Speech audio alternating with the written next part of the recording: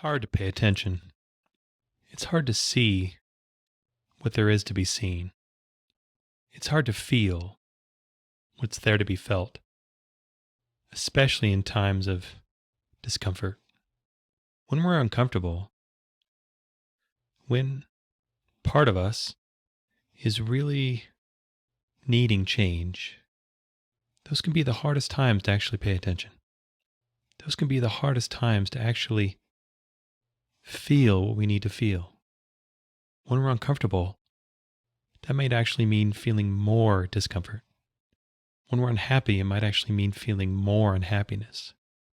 It's a hard thing, and it makes a lot of sense to try to ignore these feelings, to try to sweep them aside or push them down as unhelpful reminders of something we already know, especially when we've been put upon by circumstances for a long time. These feelings can feel not only unhelpful, but really redundant. We know we're unhappy. We know we're uncomfortable. We know we want something different, some sort of change, something to happen. But yet, so often we find ourselves in these cul-de-sacs, repeating the same day, the same circumstances, the same feelings over and over again. And so it makes a lot of sense in that circumstance to just kind of say, you know what? Feeling more of this isn't really doing me any favors, isn't really helping. Nothing's really changing. I just feel like garbage. And that doesn't really seem to be in service of anything. But the deeper truth, the more profound yet elusive truth, is that these feelings really matter. These feelings are really trying to get us to see something, trying to get us to do something, trying to get us to acknowledge reality, trying to get us to really stand in the present moment, look around, and really take in what's happening, and really take in what we feel about it. But again, when we're uncomfortable, when we're just beaten down, that can feel like the hardest thing in the world. We just want some relief.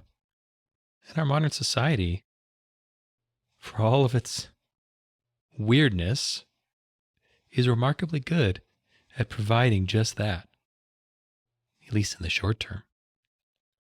Relief. It can come through our phones. It can come through various substances. It can come through all sorts of distractionary behaviors and coping strategies. And none of these behaviors or coping strategies on their face are wrong or bad. We're just trying to feel better, and that kind of feels like the whole point of life, to find ways to feel good as possible. We're not here to just feel rotten all the time. That doesn't seem very fair. But at the same time, circumstances can align in a way where we not only feel stuck, but we feel like we're on the downward trend. We feel like our effort is misplaced at best, or it may even be making things worse. I think everybody knows that if you go into a situation hating it, you're not going to have a very good time. And if there's nothing you can do to change that situation, at least in the present moment, well, that just feels like unnecessary suffering. So what do? We acquiesce. We accept to the best of our abilities what's happening. It is what it is. And we keep putting one foot in front of another, doing what we think we need to do, making the best choices we can. And from that place, hope things get better. But the problem is, we do that for long enough, and that hope can get dimmer and dimmer. No matter how much we try to ignore and deny reality, part of us knows what these trends are, what's actually happening. We can't delude ourselves completely. But there's the rub in the whole thing. Those times of discomfort, those times of inner conflict, those times of turmoil, is exactly the time to pay more attention.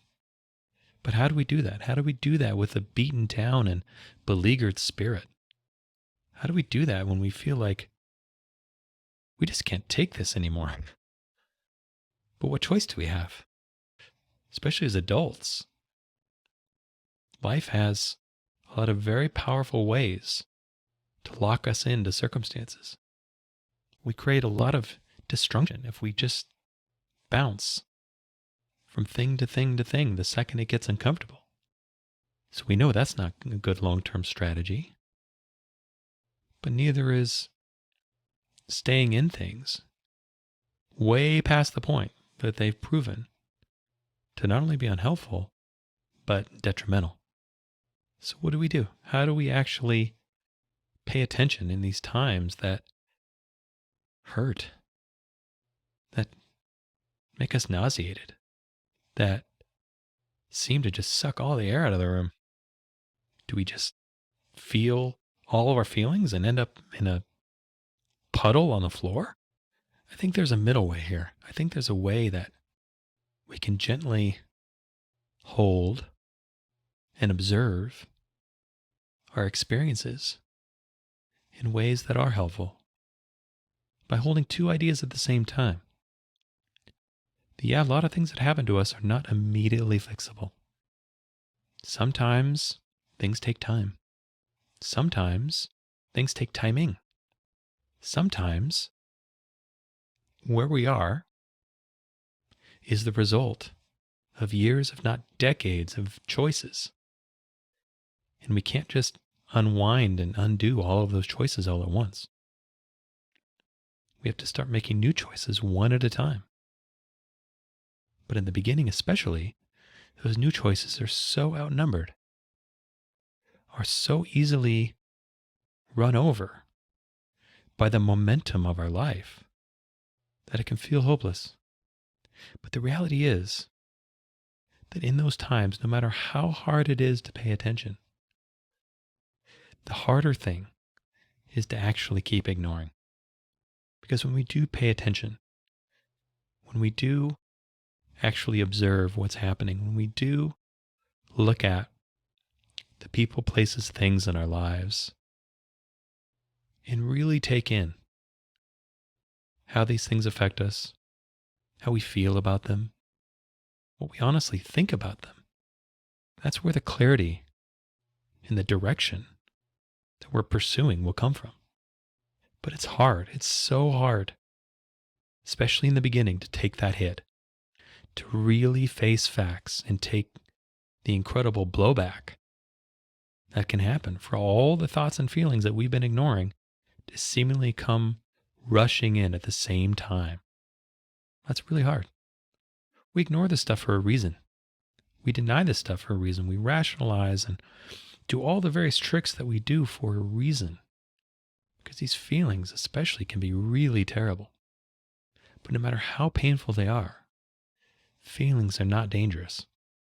In fact, feelings are about the most helpful tool we have to find our way through life, to find what we're actually looking for, to rectify and reorient towards a life that actually feels more like ours, more like it fits.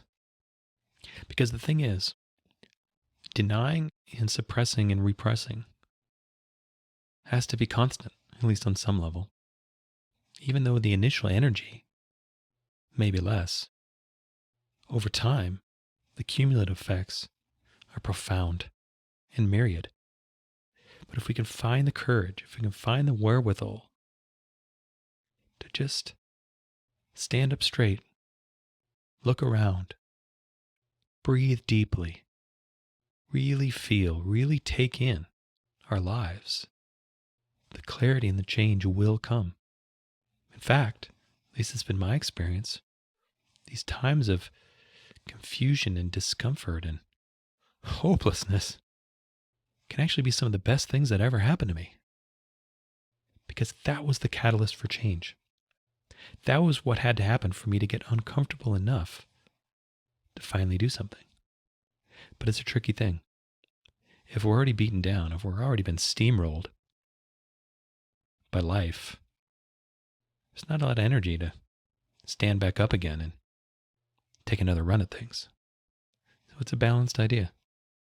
We have to balance our desire for change with the authentic grace and acceptance of ourselves. We have to find a way to nurture and support ourselves. And at the same time, really, eventually, act on these thoughts and feelings. I really believe that life gives us all the information we'll ever need. We don't need someone else to tell us what's right for us or wrong for us. When we experience it, we know it. It doesn't mean we can't get ideas from other people. It doesn't mean we can't look around and survey the landscape for various options and mentally try things on and see what seems to fit and what doesn't. The recognition and the awareness of what's right for us is ultimately internal. And the more we can feel, the more awareness we can bring to our own experience, the more clear and accurate that direction will be. But again, it's not easy. Very few worthwhile things are. But there it is. When we feel stuck, when we want change in our life, if we can just find ways to pay attention, if we can find ways to really acknowledge the truth of what's actually happening and give ourselves the time to integrate this information and learn from it, if we can give ourselves the grace to be able to grow, to make progress, to not have to have every single answer immediately, to not know the solution as soon as we identify every problem. A lot of times there's that liminal space where we just need to live in the problem for a minute. We need to really try to understand on a deep level our own lives. There's this idea that I really like. I think it's a Buddhist one, that if the answer isn't obvious, we really don't understand the question. That idea is played out in so many ways for me, and often in really powerful ways. I have a hard time not using that as kind of my go-to strategy in times of confusion, in times of feeling stuck.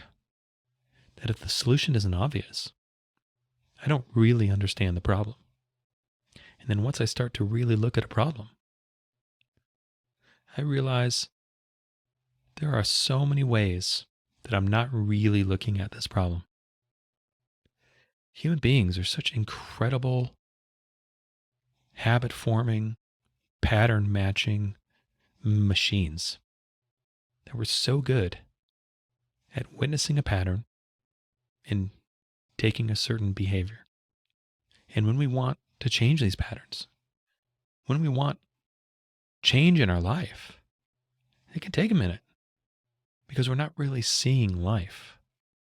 We're looking through the keyhole into the room of life. Our perspectives can get really narrow, especially in times we've really had to make ourselves small just to endure what we're going through, but also in times when things are going great. If everything's working, we don't really look at ourselves too hard. We don't really look at our circumstances too hard. We just kind of keep going, let it roll. But in these times when things aren't going so great, this is precisely the time to make some changes. This is precisely the time to make some changes in the direction of what would be better, what would feel better, and how do we know? Well, ultimately, we'll know it by experiencing it. The proof will be in the pudding. But how do we know what to try? Well, that's where really focusing on the problem, really focusing on what's actually happening, will show us a whole bunch of things, a whole bunch of changes that we need to make. And these changes may start with ourselves. What beliefs do we need to change? Do we really need to do the things we've been doing? Do we really need to maintain the relationships we've been maintaining?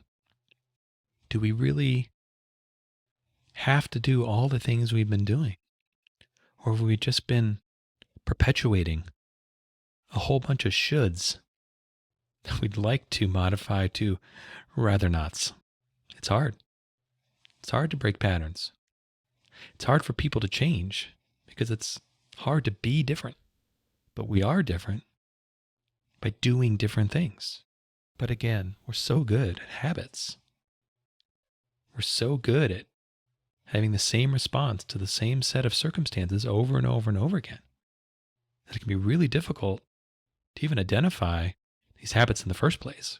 But then once we do, even harder to actually change them, to override what feel like innate and ingrained patterns. But we can. That's what the discomfort is for. We're not meant to get stuck in discomfort town for the rest of our lives. We're meant to leave. And in whatever way possible, this queasy, uncomfortable, negative charge that we feel is precisely the energy we can use to do something different. It may sound funny, but when we can really channel and act from our discomfort, not only can it lead us to where we really want to go, but we actually, over time, can be grateful for it. Thank goodness I had such a rotten time doing that. Because if I hadn't, I would have never started to do this. And that's really the point. Life isn't meant to just be a perpetual punishment machine. We're supposed to learn and grow. We're supposed to change because that is life. Life is growth and change. If we stopped growing and changing, we'd be dead. That's hard. Especially when we've been beaten about for a while. Because at the very least, the punishment we're currently taking, at least it's familiar. At least it's predictable. But if I start doing a whole bunch of new stuff, I open myself up to things I haven't even imagined yet. And I'm not sure how much I can take. But you can take it. These are feelings. They can't really hurt you. They're here to help you. As hard as they are, as painful as they are. This is the sun in the sky beckoning the little flower to grow. This is the totem. This is the symbol that necessary change needs to happen in your life. This is the conclusive evidence that growth is required to continue on, to continue forward. And like a lot of truths, it's not an easy one to take the first time you encounter it. But there it is. There is no growth without strain. That's the way all of this works. And oftentimes, when we're looking for something to save us, the person we're actually looking for is ourselves. The information and the clarity that we're looking for is already happening. We don't need anything spectacular from the outside. What we need to do is pay attention. What we need to do is support and nurture ourselves. What we need to do is get really clear on what things are like for us and then move forward with that information. And it usually takes time. It usually takes struggle. It usually takes setbacks. But the point isn't getting there as fast as possible. I know that's what we would like, especially if the discomfort is just out of control. But what matters is that we get where we need to go eventually. And sometimes the most direct path can feel really circuitous underway. But that's all we have to do is keep going. That's all we have to do is pay attention. That's all we have to do is be honest with ourselves, with our life, with what actually matters to us, with what we actually want, and reintegrate ourselves around truth, around reality. Bring our internal and our external into balance, not have them fighting a perpetual war with one another. Our lives on the inside and our lives on the outside are one whole. They're not actually separate. Our lives are one thing, and we make our lives as good as possible by actually aligning with ourselves, of actually resolving conflicts ourselves, of making the next best step forward we possibly can, and then doing that over and over and over again.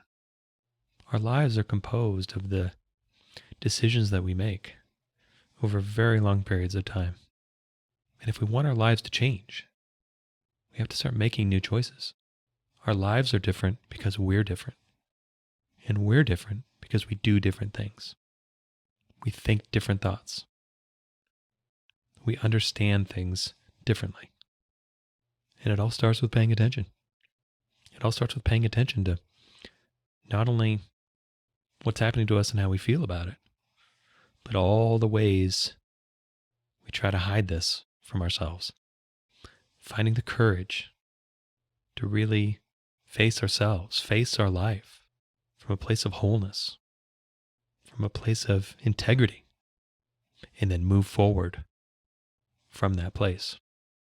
We have all the information that we need. No more studying, no more gathering is required. And if solutions aren't obvious, maybe we need to dwell on the problem some more. Maybe we need to expand our thinking. Maybe we need to expand our options. Maybe we need to expand our definition and sense of ourselves, of our roles, of the ways we live our life every single day. Growth is required to create change. And oftentimes, that growth is self-generated. And so when we're stuck, when we're confused, when we're deeply uncomfortable, even though it may seem like life is doing everything it possibly can to make us shrink, make us get smaller, make us do less, make us be less, the opposite is actually called for. This is life beckoning us to be more. This is life beckoning us to actually be who we really are and start expressing ourselves from that place. We may feel like our job is to reconcile the conflicts with the external world internally. But in a lot of ways, these times of discomfort is life trying to get us to reconcile who we're actually being. It's life trying to get us to actually be ourselves. It's life trying to fix an imbalance, a forgery of us not being our full selves. This is all easy to say. It's clearly much harder to actually do. But that's our work. We are here to be the fullest, truest version of ourselves we possibly can. We are here to integrate with the rest of life in all of its fullness, with our own fullness. We add to the mix of life and make it progress by being and expressing our full selves. And ultimately, that's all we want too. We don't want to walk around with all this conflict. We don't want to walk around feeling like we need to be less than who and what we really are to get along. We don't want to walk through life feeling like we have to cram ourselves into some shape that we aren't, to force some expression that's not really us, to create and maintain outcomes we may not even care that much about. Life is leading us back to the truth. And we find our way back to the truth by first being honest with ourselves, honest with our experience, honest with what we actually think and feel, and then living every day from that place. I hope you enjoyed this episode. All episodes are given freely. If you feel inspired to give, please visit theunionpath.com/donate. If you have a question, you can contact me at theunionpath@gmail.com. Take care and all the best.